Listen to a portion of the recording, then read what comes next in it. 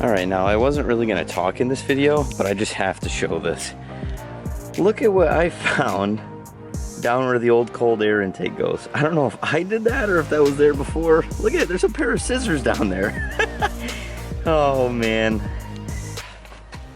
Thank goodness for magnets. Look at this. That is just nuts. Look at what the hell are those doing in there?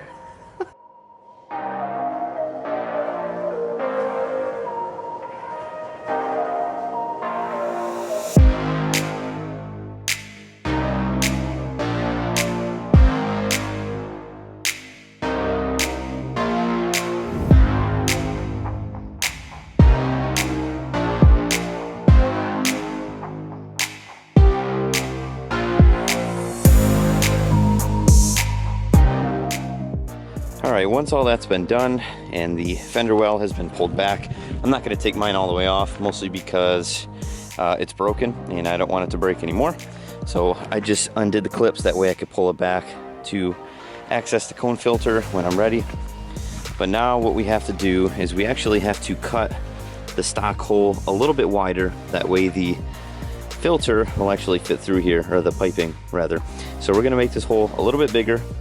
I got my Sawzall and we're gonna make it happen.